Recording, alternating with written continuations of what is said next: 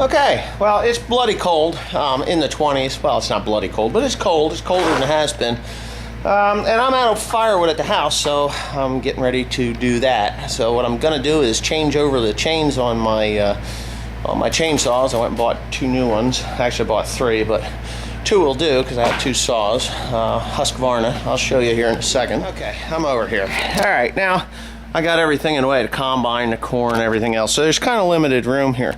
I like Husqvarna saws. I have for years. This is the model that I use. This is a very fast and efficient model. The 372 XP is probably the best saw I ever ran. I ran stills or steel or whatever you want to call them. I have a steel. It's a dog. It's slow. It's just not what I want. I've run bigger Husqvarnas. This 372 XP. I have run a 575, which is the newer model of this, or the so-called replacement model of this. And I'm sorry, but that's a dog too. This one here will outcut it. Anyways, I actually have 2 of these saws. That's the original one that I bought, and then I bought this one here about 4 years later, just because I was afraid that they were gonna do away with it, so I bought them both. So anyways, yeah, I'm getting ready to cut firewood. So what do we got here? So anyway, I need to sharpen these up. These are shot. They're just down to their last leg there. I have new ones. Silver Streak. I don't even know who makes these. Well, I guess Silver Streak. We'll see how they work out. But 3/8, .058 72 DL, which they are. That's what I usually use. I don't like safety chain. They suck. But anyway, what I've done is I bought diamond sharpening stones. They're not stones. It's actually a steel drum with diamonds embedded in it. You can see it's sparkly. But anyways, that's the first time I ever used those, and I haven't used them yet, but I'm about to in about 2 seconds, and I'm going to sharpen this up, and then we're going to go. So I've got this saw apart here. Nothing major here, but I'm just doing some cleaning and inspecting before I head out into the fence row where I'm going to be removing my my wood. And what you want to do is you want to make sure that your oil grooves are clean. That's where the oil comes out and onto the bar to lubricate your chains. And what I've noticed here with this saw is this little tooth here, she's loose. So got my Allen wrench set here, and yeah, it's pretty cold out here today. I just got to find the right one to fit that, which I don't have right here. Let me find it. Okay, all right, so I found my Allen wrench here, and it's kind of hard to, you just kind of gotta stick her in there. It's kind of hard to film. I need a tripod. Yes, Mr. Peak and Mr. 63 Impaler. You just kind of, understand what I'm talking about here. So you give her a crank there, and she's all good to go. And of course, this one here too. But you're getting the gist of what I'm doing here. Is to get that thing tightened back up again, because you really don't want it going flying off. It's kind of annoying, because when you're trying to dig into a tree, if you're a little bit dull and you're forcing it, which you're not supposed to do anyway, then it's kind of hard to, it just kind of is annoying. But anyways, it's easier just to, while you're doing this, the sharpening and stuff, to do a quick maintenance on your saw for reliability and whatever else you're doing. Because you don't really want to get out there and have to worry about breaking down. So anyways, what I did, of course I got that thing done. So now that's tight. It's no longer rattling around in there. You take your handy dandy little gizmo here, and if there's dirt and stuff in there, just kind of sweep it out. Because you really don't want dirt in around your clutches and stuff. It could just cause troubles. So just clean it up the best you can, get it out of there. Always inspect this gear here. I've broken these over the years, a couple of them already. I had a 368 XP. That was my first saw, Husqvarna saw. I bought it when I was in high school. I lent it to a guy, and he promptly seized it up because he was a stupid ass. And I guess he felt that he didn't need to mix oil with his gas.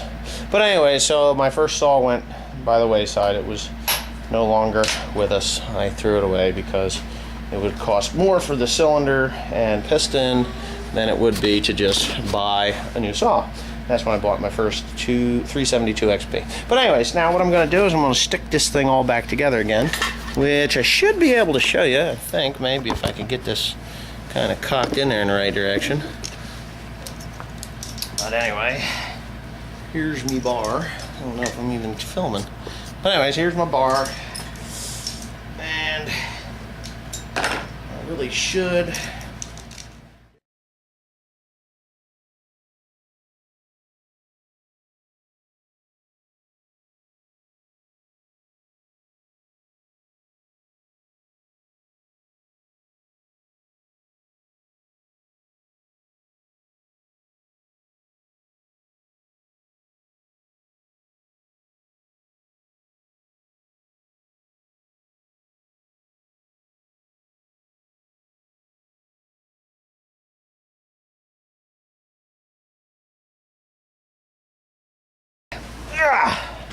My idiot drop light. Okay, so saw number 2. I want to stick it in the vise here. No, I'm not going to stick it in the vise. I want to stick it on the vise, just like the other ones. Now, do my inspection here. Just make sure everything's kind of tight before I dig into it here. They're all good.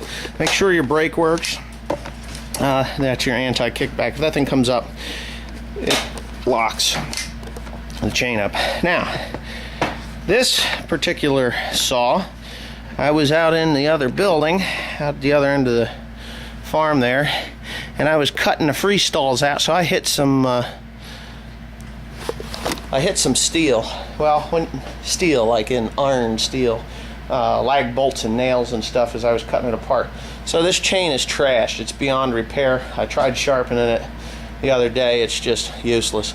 So in my bag of goodies here, I have a brand new chain that I bought for it, and I will be swapping that out because, well, it needs one, and I don't feel like going to work here with a dull chain, and I like 2 saws anyway, just in case I hit some metal in the fence rows, which is highly likely because these fence rows are full of barbed wire. Not barbed wire, barbed wire. His wife, Barb, not Bob. Bob was no good. Barbed wire is much better. So anyway, here we go.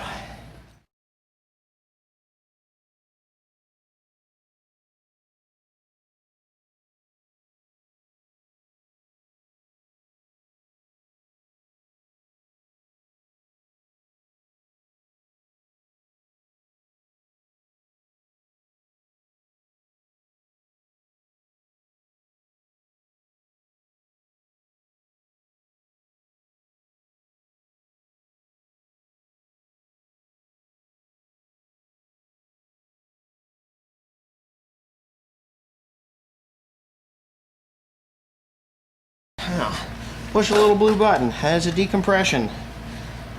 And you're going to give her a couple of pulls. Now this stop always started.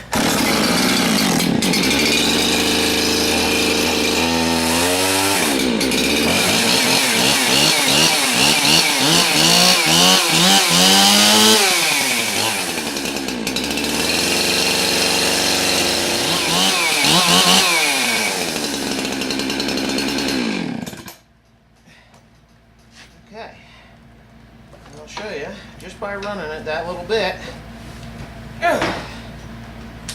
See how loose that chain is?